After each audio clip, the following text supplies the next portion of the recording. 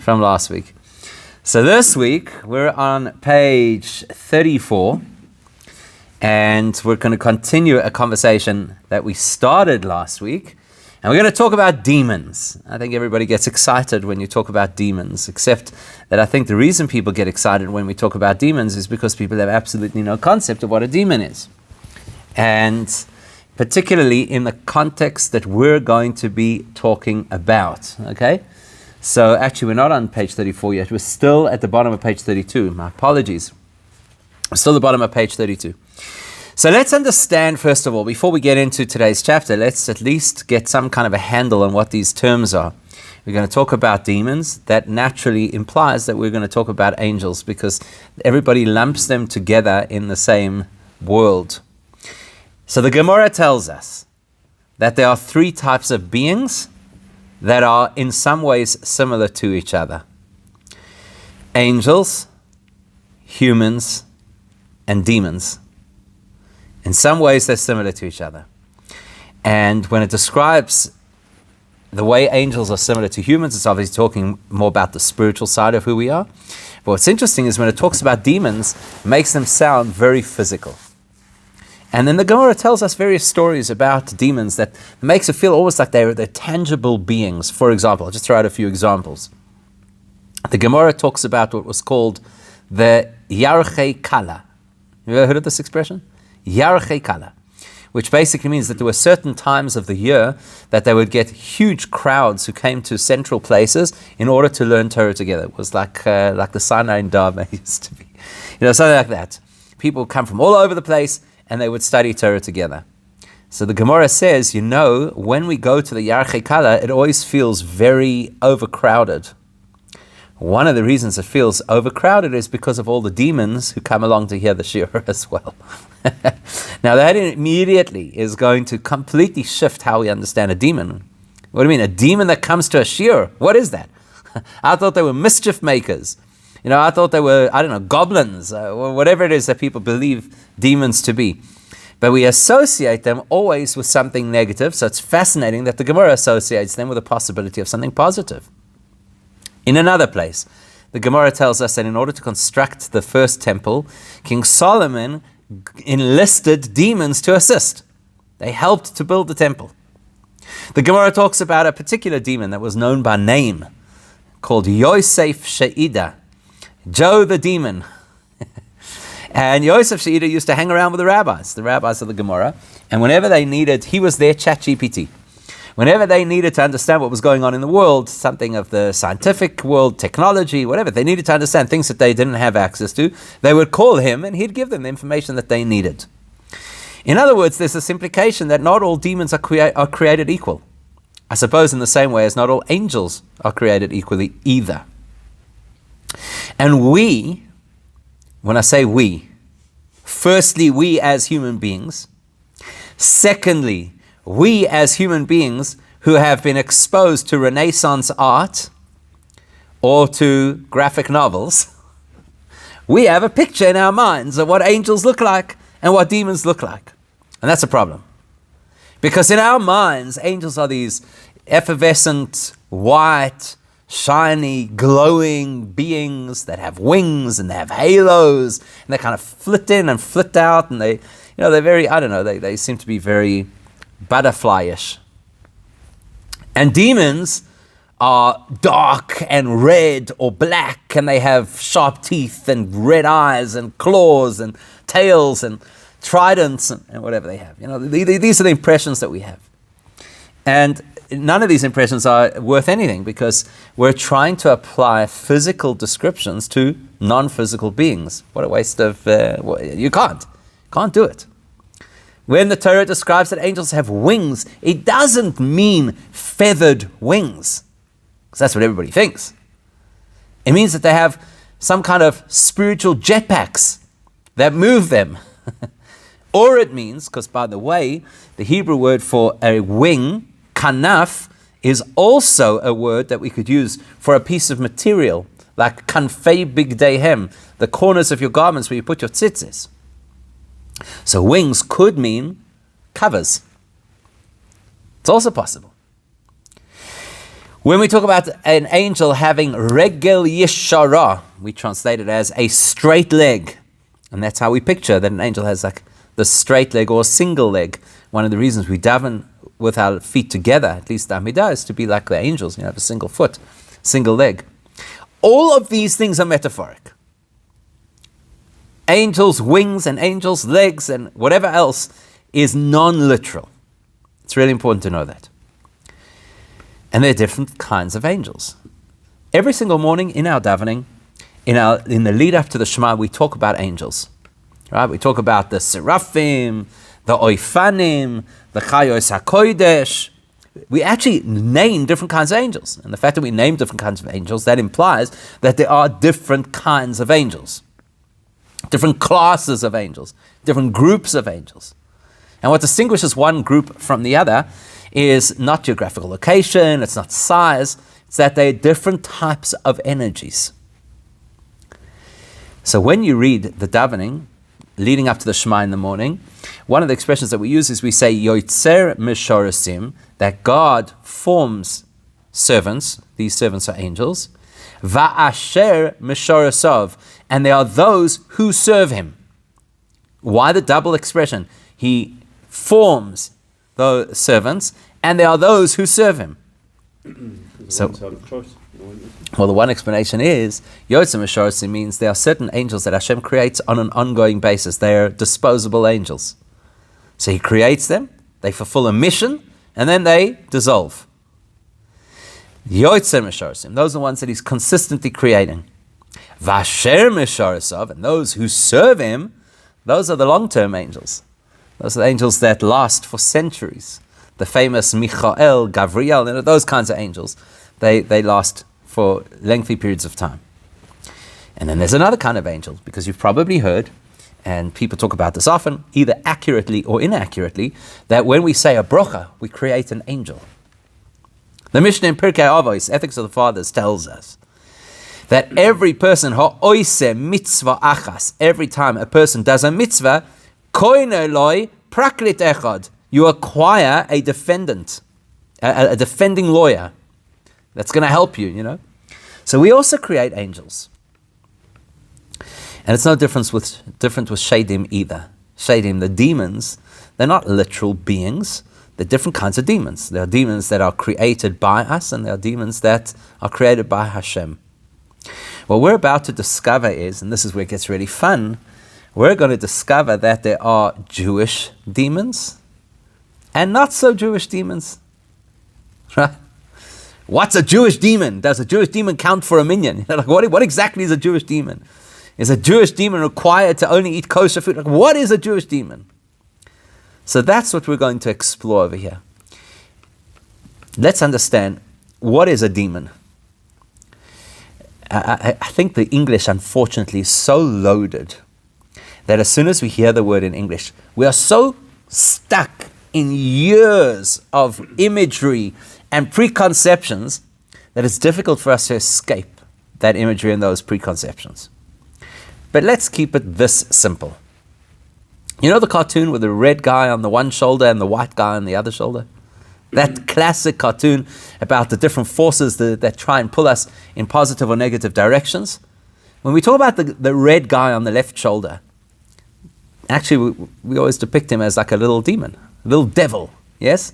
A little red devil that's sitting on the person's shoulder saying, go ahead, do this.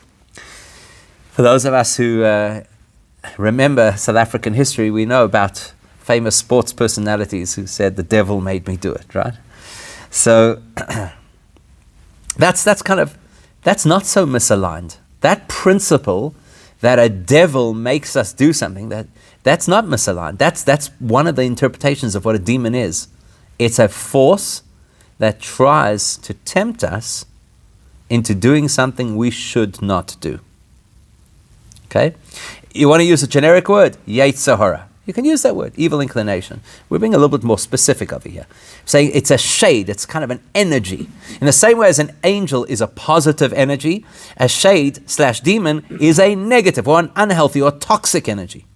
What is the difference between a Jewish and a non-Jewish demon? As we're about to discover, it's what it tries to tempt us to do. Putting this differently, we could say there are certain things that are normal aberrations of behavior, and there are other things that are completely unacceptable. That's what we're going to discover. And once we learn what this is, you'll see it's going to be really interesting. Okay, so let's put it up on the screen for those who need to see the screen. And then for those who are looking in the book, so page 32, second last line. On the screen, it's actually the first line on the page. In the book, it's the second last line, page 32. Velochein.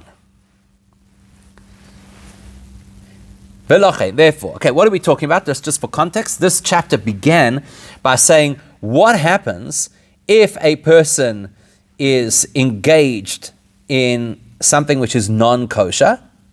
Let's say a person ate food that was actually treif, and then they go out after that and start doing what Hashem wants. They start learning, they start davening, etc. So we said that's all very well, but the energy that is inside that food, that energy is stuck. You can't include it in the process of the Torah mitzvahs that you're engaged with. Velochein. With that in mind, we can therefore say as follows. Gama Yetzer Hara. Both the Yetzer Hara, so the Yetzer Hara is quite personal, right? That's the internal process, right? The Yetzer Hara is our inclination, our voice in our head that says, you shouldn't do this, or maybe try this, even though it's not officially acceptable.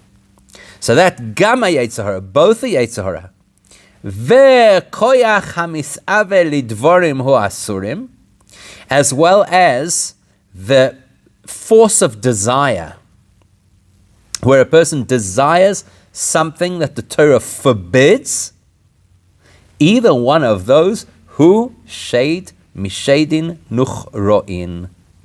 That is a foreign demon. It's not a Jewish demon. It's a foreign demon. Right? Interesting principle, right? Whoops, sorry.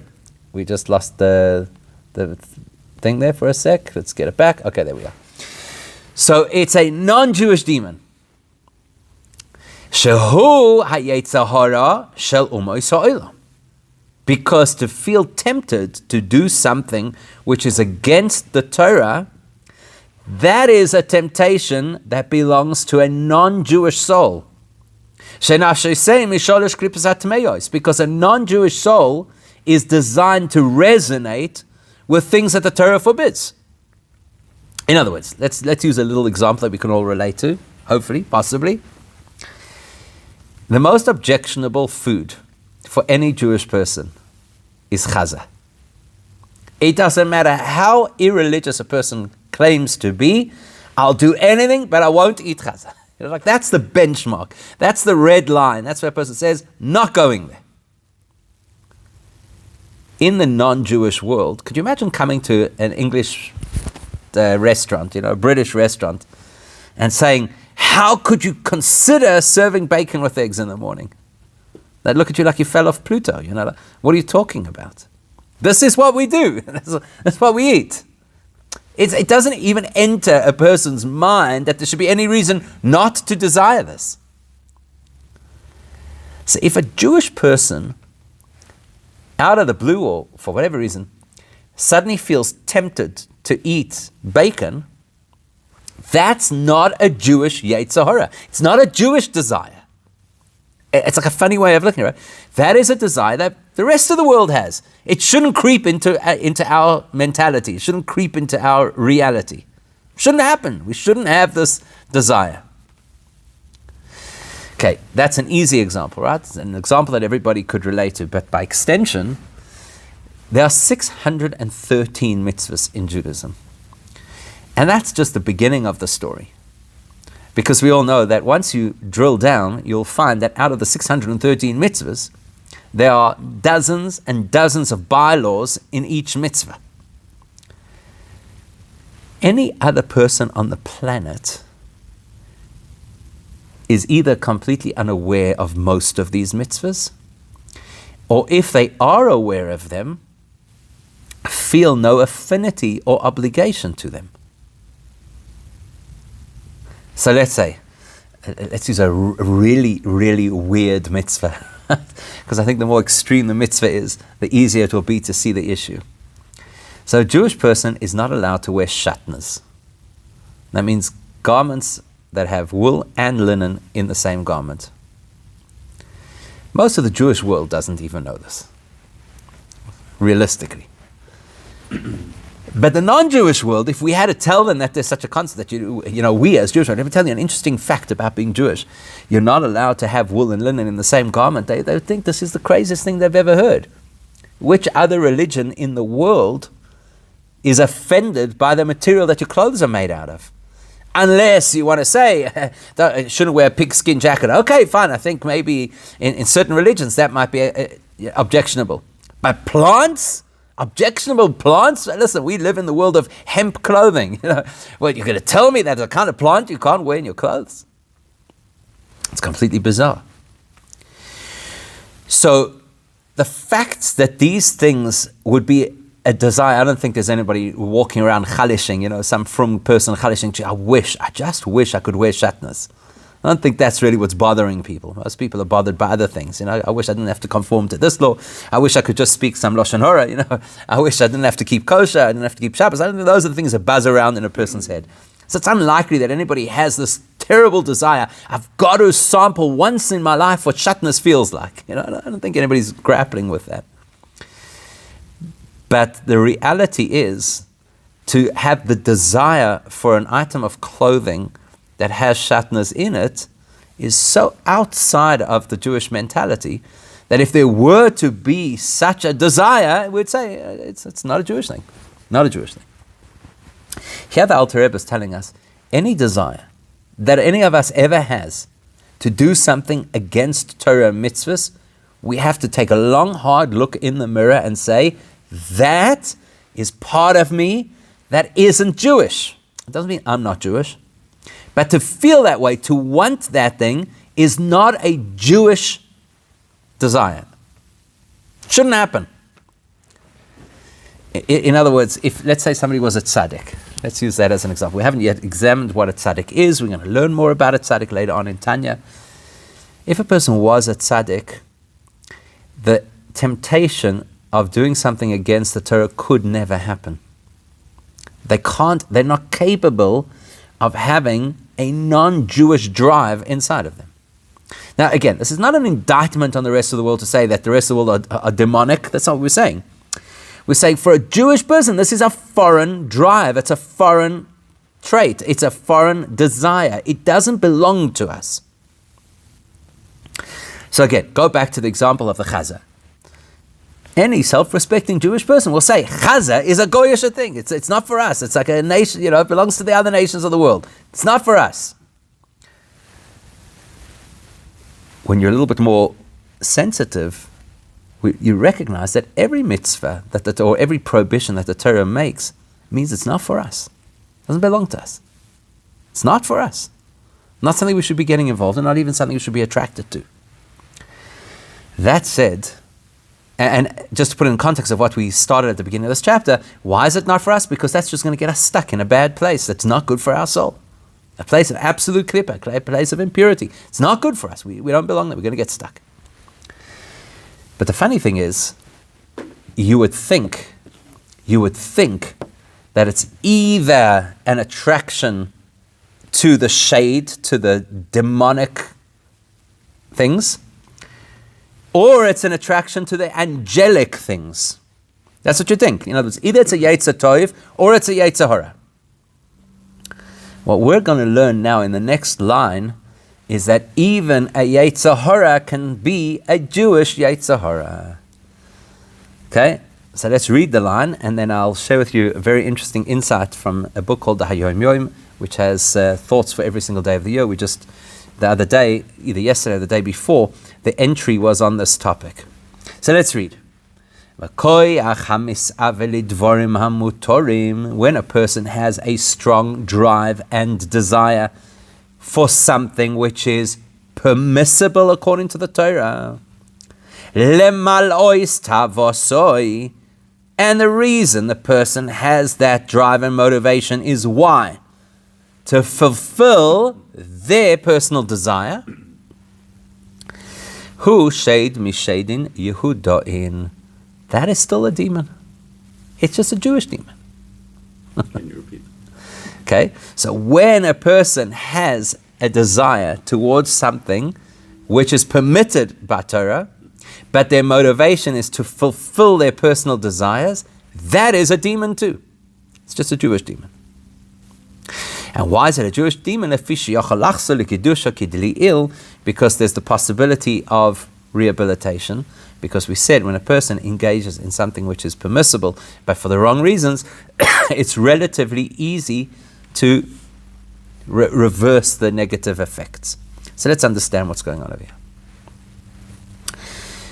One of the terms that we've become familiar with in Tanya, even though we haven't spent a lot of time with this phrase yet, we've learned the phrase, and we have a lot more to learn about the phrase, is the phrase nefesh habahamis, the animal soul.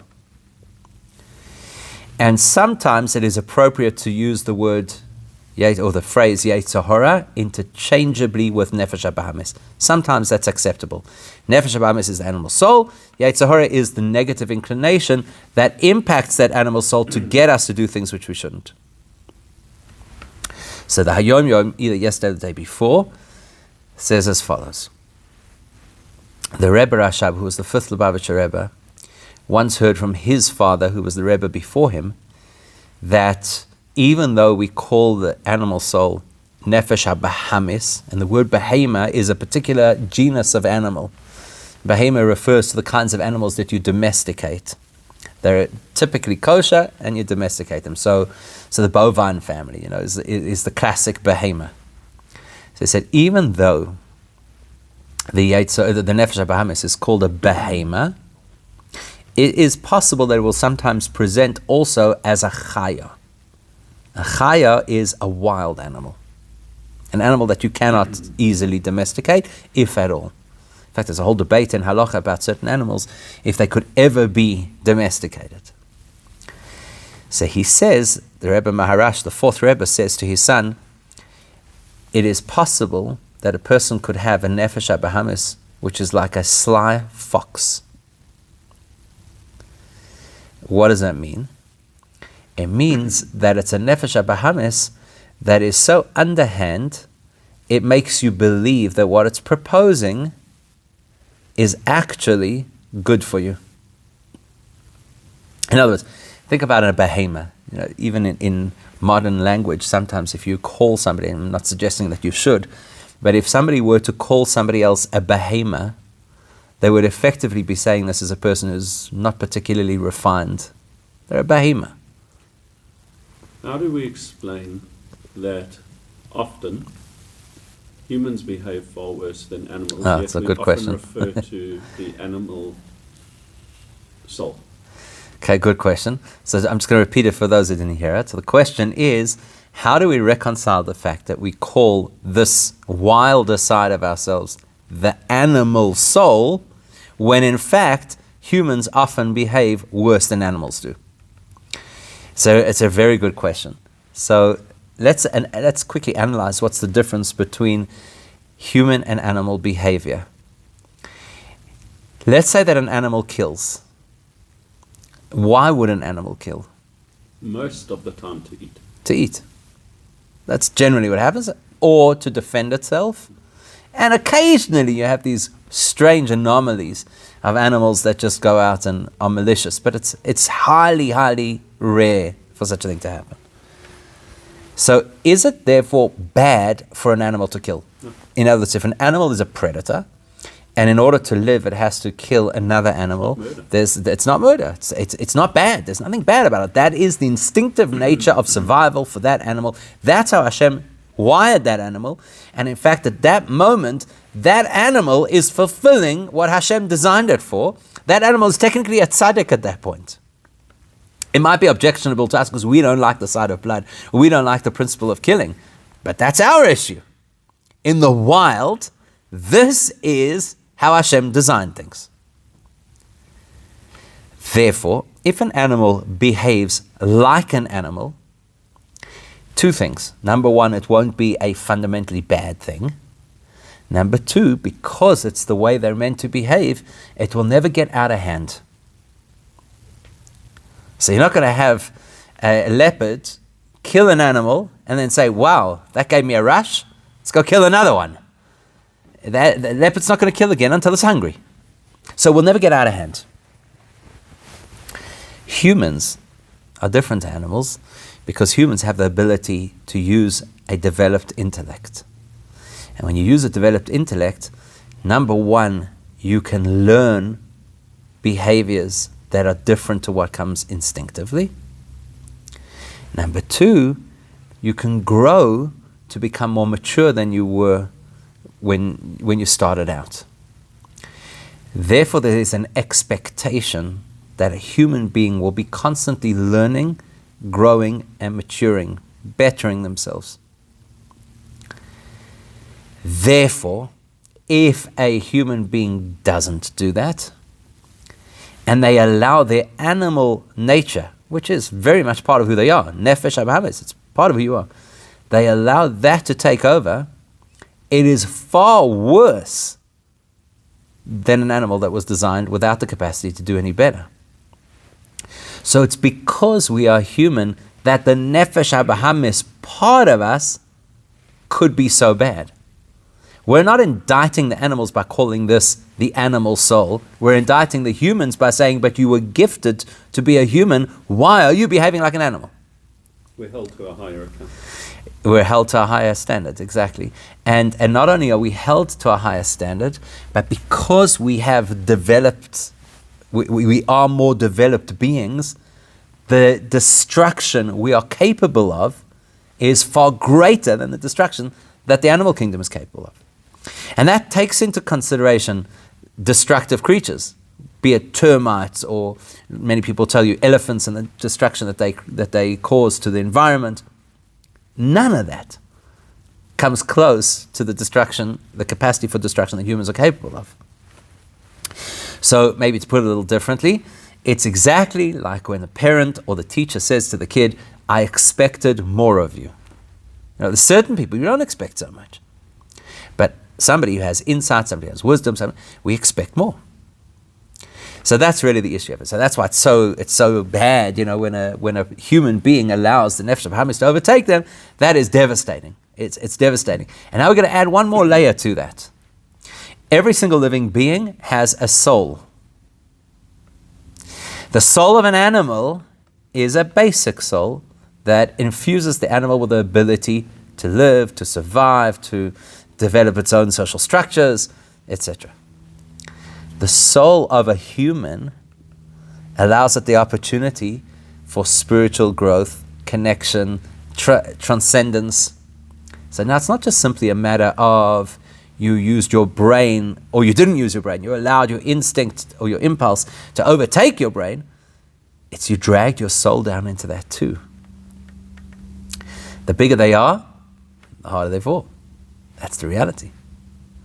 So the fact that somebody has so much, not just potential, you in the image of God, and now you're dragging God down into that stuff, that's really bad.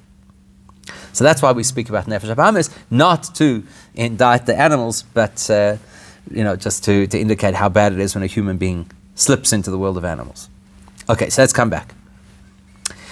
So now we've got these Sheidin Yehudoin, these Jewish demons. What does that mean? So what we've seen so far is that we could say, in our experience, of course, there are other spiritual beings besides the one that live in our experience. Like the Rambam says, there are 10 classes of angels, and the lowest kind of angel, which is the angel that interacts with a human being, is called Ishim, because they interact with humans, who are called, obviously, Ish, or Anashim in the plural. So in the same way, you could say that there are Sheidim that interact with us, or that live in our world. What is the definition of a shade? It's a pull, an energy that creates temptation to do something that is unhealthy for us. Now, we've already learned in the previous chapter, in fact, the previous 2 chapters, that there's a massive difference between something that is forbidden by the Torah and something that is permitted by the Torah. And that massive difference is illustrated in the two names that we use. Asur, which means forbidden, also means chained or bound. Because something that is asur is stuck in that world and it doesn't have an escape route. Yes, we discussed the possibility of a radical kind of teshuvah that can fix it, but it is fundamentally stuck. Mutar or heter means permissible, but it also comes from the word released, unbound, not chained. So now, it doesn't make any sense if a person was thinking clearly. Nobody who's thinking clearly wants to get chained to anything. To anything. I'm sure there must be somebody somewhere listening to this who's going to say some kind of a marriage joke. You know, when you say nobody wants to be chained. But nobody voluntarily wants to put themselves into a position where they are stuck, where they are chained, where there's, not only that, nobody wants to put themselves into a position where they're going to be chained to something that pulls them down. Now, nobody rocks up at the mob and says, do me a favor, I'd like to experiment with your cement shoes. Apparently they're, you don't want to do that. Nobody wants to get pulled down. Which means that if people were thinking clearly, they would never do anything that's unhealthy. Let's put it into simple terms. Nobody wants emphysema. That's the fact. Nobody wants it. So there's got to be some force that pulls people to smoke. So what is that for? What is that force? It's clearly not rational. Nobody sits down and does all the statistics and says, yes, but out of all the people who smoke, only this percentage get emphysema. No, we don't think about it. There's a mechanism that shuts off the rational brain and instead says, go out and have a good time because it's going to feel good. That's the shade. That's the so-called demon. And you can hear almost that, that evil laugh in the background to say, I know this is bad for you, but I'm going to get you to do it anyway. What we've identified over here is that there are different kinds of demons. Sheidin nuchroin means that it is possible for a person to get sucked into doing something which is overtly, clearly against the Torah. How does a person get there? It's got to be a totally foreign virus that gets into the mainframe of their brain that makes them want to do something which is against the Torah. Because any thinking person wouldn't. That's what the Gemara means when it says, Ein Adam over Avera. A person would never sin, Ela im kein nichnas boi ruach shtus, were it not for a spirit of foolishness that clouded their brain. Because we accept it as an axiom, as a truism, you don't want to disconnect from God. So there's got to be some temptation over there. Sheidin nuchroin. Even the temptation to do something which is outright against her, even that temptation is foreign to us. It's weird for us to have such a temptation. But a temptation to do something which the Torah allows and to do it without the right intention, that's normal. The most normal thing in the world is for Jews to fight over kichel at the brocha. It's the most normal thing in the world. It's the most abnormal thing in the world for Jews to fight over a seat at a non-kosher steakhouse. We're in a different environment. We've got to behave over here. There are other people, But to have that drive and that koch, that enthusiasm and passion to be totally consumed by what we're allowed in a way that is not spiritually meaningful, that's normal. Sheidin Yehudoin. And so therefore we can conclude as follows. We can conclude that if a person is sucked up by this shade nuchroin, this foreign force or temptation or whatever you want to call it, they're going to land up in a place that they're very stuck. And as we've just learned at the beginning of the chapter, they won't be able to use that energy in a productive way. And even to get themselves out of the bind, they're going to have to do teshuvah. Later on, the Alter Rebbe, much later on in Tanya, the Alter Rebbe is going to say that if a person gets too stuck in that environment, then they start bringing other mitzvahs that they would have done in the future into that environment. So they end up getting their whole Judaism stuck. Even that's a possibility. Okay, but that's beyond what we're talking about now. If a person follows a so-called typically Jewish temptation, Sheidin Yehudoin, then they'll land up in a place which is messy and unhealthy, but easy to rectify. Because as we learned previously, if a person eats something, I keep using the example of food because it's the most common example, eat something which is technically kosher, but the way that they eat it is just simply for, self-indulgence, then all they've got to do is afterwards say, okay, that wasn't correct, let's redirect, let's now use the energy in an appropriate way, and it fixes everything up. Now if you think that the demons were scary, we're going to get to another scary thing now as well, which possibly could be more scary. I don't know if we'll be able to finish it all in one sitting. We'll see how we go. But from here, the Alter Rebbe is going to talk about some of the things that happen to people after they pass away. It's an area of Judaism that fascinates everybody and scares everybody all at the same time. So what exactly is going to happen? We're going to talk about one of them for now, and that is Ach Mikol Makom. So let's say that there was somebody, let's just use the example of food again because it's easy. So here's a person who eats a kosher piece of meat. Why do they eat it? Because they love meat. And they've got to have the steak done exactly right, and it's got to have this type of marinade and that kind of garnish and whatever. And then they just completely indulge in the steak. Is it a sin? No. Is it spiritually uplifting? No. So the person's a bit stuck. Afterwards, they fix it. Okay, now I'm feeling good. I've got some protein in the system. It's giving me a bit of energy. Now I feel good about it. I'm going to go take this and use it as an opportunity to serve Hashem. Fine. Then you're going to switch it around. You're going to turn a situation it wasn't so healthy into a very positive situation. What happens in the meantime? In the meantime, before a person succeeds in flipping the story, so they've eaten the food was kosher, but the motivation wasn't kosher. So the food came into the system on a basis of being stuck. At that time,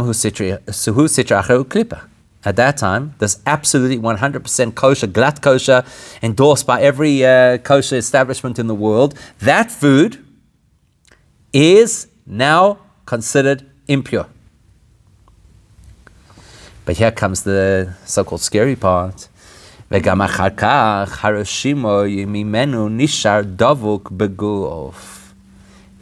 if the person rehabilitates the process afterwards, they do teshuvah afterwards, the mark on the body has been made.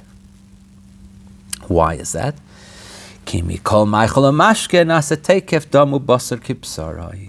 Because digestion starts at the phase of chewing.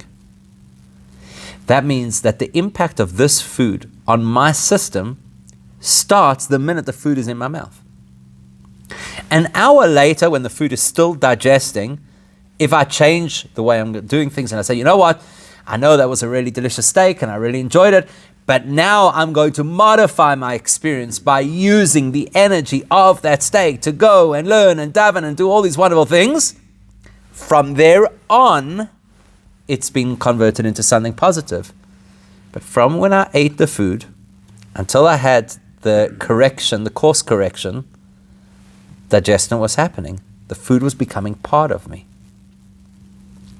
And at every step of the way, whatever status that food had, that's what becomes part of me. So, here's food that is kosher. The definition we learned of kosher food is that it is klipas noiga. It is something which has a neutral spiritual value.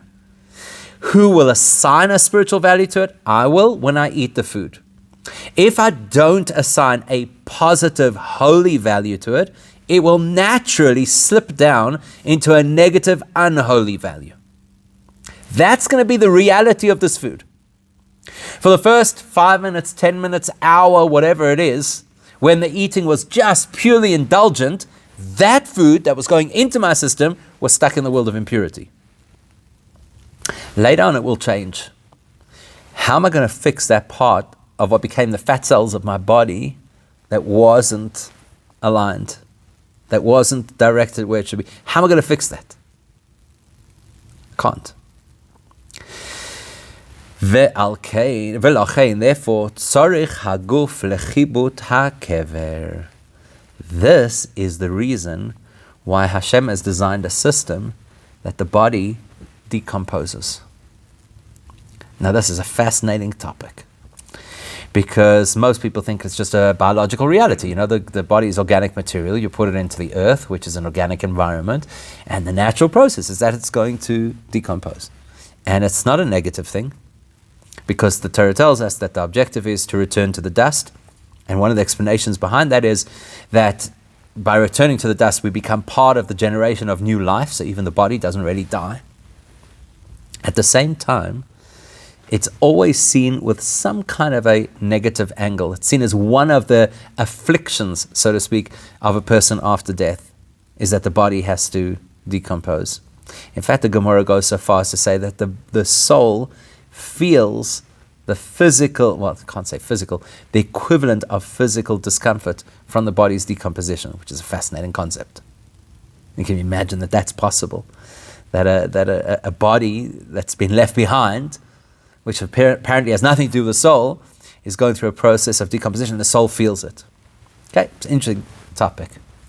But what's interesting here, what's relevant here is, this is a way of the soul shedding the parts of the body that had absorbed material or energy or nutrients that were not spiritually sound, that weren't spiritually helpful. In order for the soul to be able to be free, it can't be bogged down by a body that is stuck. And now there are parts, I'm not saying the whole body is stuck, there's parts of the body that are stuck.